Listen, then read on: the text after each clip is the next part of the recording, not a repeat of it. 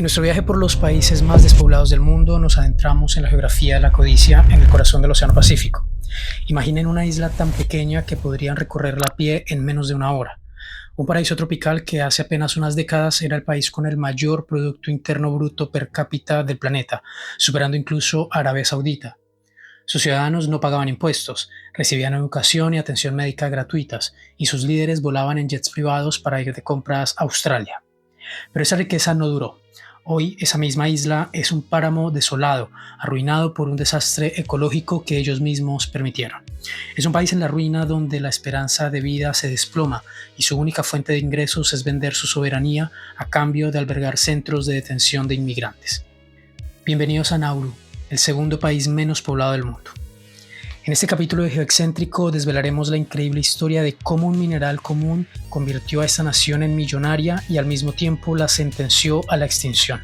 Analizaremos su geografía extrema, la tragedia del fosfato y cómo se vive hoy en el país que lo tuvo todo y lo perdió. Pero antes de iniciar, si te interesa este tipo de análisis geográfico, por favor suscríbete, activa la campanita y apóyanos con un like.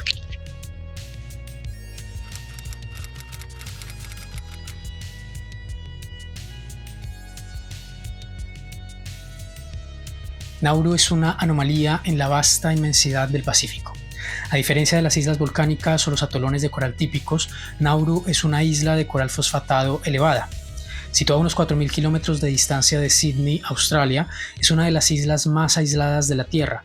Su forma es casi ovalada y su tamaño es minúsculo, con solo 21 kilómetros cuadrados. Para que se hagan una idea, es más pequeña que el Aeropuerto Internacional de Madrid-Barajas.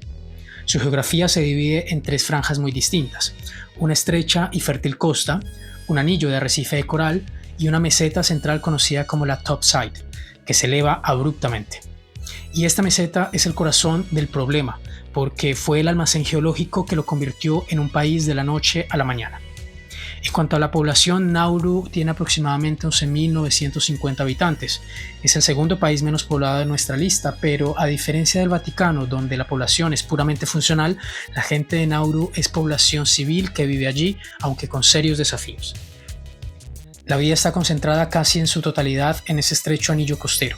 En el pasado, esta población creció rápidamente, atraída por el auge económico, pero hoy en día enfrentan problemas graves que limitan su desarrollo: la escasez de tierra habitable, las graves consecuencias sanitarias causadas por el extractivismo que otrora les brindaría riqueza y la constante amenaza del aumento del nivel del mar para el poco terreno que les queda.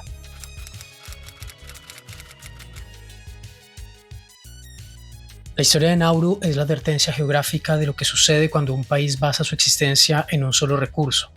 Ese recurso es el fosfato de roca, el famoso guano, que es el mejor fertilizante natural del mundo, esencial para la agricultura moderna. Geológicamente, la isla se formó a lo largo de miles de años gracias a los excrementos de aves marinas que se fosilizaron, creando un depósito de fosfato del 80% de pureza. Era oro blanco. Tras su descubrimiento a principios del siglo XX, potencias como Alemania, Australia y Reino Unido se hicieron con los derechos de extracción, pero el verdadero punto de inflexión fue la independencia en 1968. Los nauruanos, al obtener el control total de sus minas, crearon la Nauru Phosphate Corporation. En los años 70, con los precios del fosfato disparados, Nauru se convirtió en un cuento de hadas. El gobierno prometió que la riqueza duraría para siempre. Los ciudadanos de Nauru no solo eran ricos en el papel, sino que les permitió vivir sin trabajar. Los ingresos se canalizaron a un fondo de inversión para el futuro, diseñado para sostener a la nación una vez que el recurso se agotara.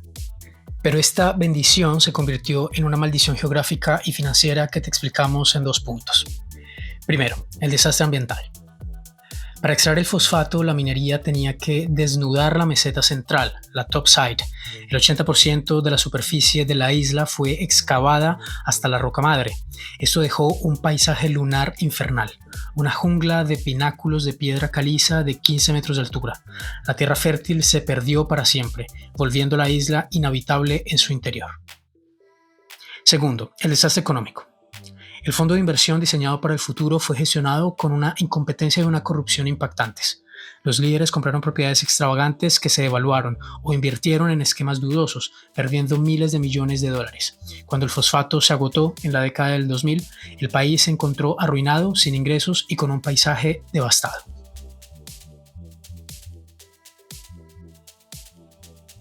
El impacto de esta riqueza fugaz en la vida de los nauruanos es una lección de geografía social.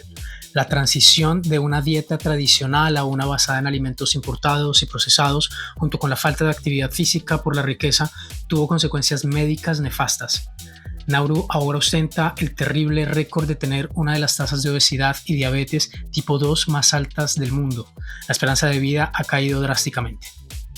La vida se desarrolla en el escaso territorio costero donde se encuentran las pocas carreteras, la pista de aterrizaje y los edificios del gobierno. El agua potable es escasa y costosa, ya que la devastación del interior impide la recolección natural. Casi todo, desde el agua hasta la comida y el combustible, debe ser importado. La mayor parte de la población vive de las transferencias del gobierno o de los empleos relacionados con su único ingreso estable actual, que nos lleva a su posición política.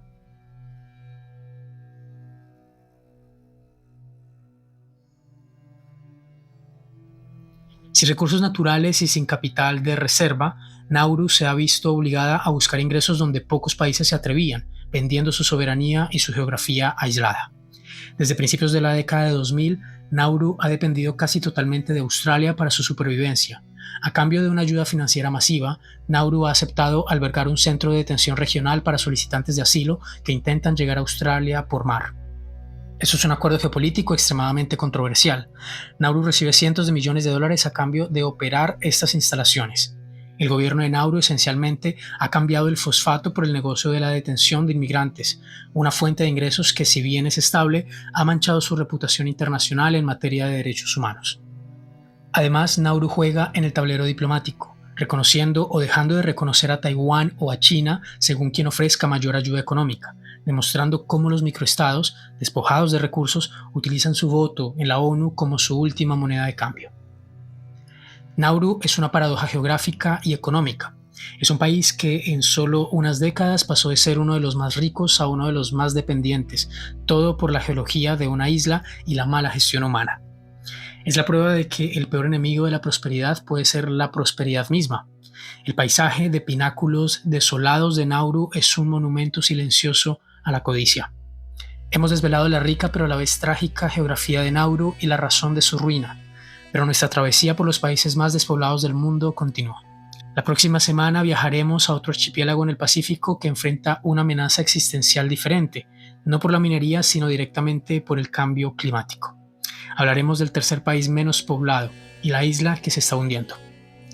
Asegúrate de suscribirte al canal Geoexcéntrico y activar las notificaciones para no perderte la historia y la actualidad del siguiente país menos poblado del mundo.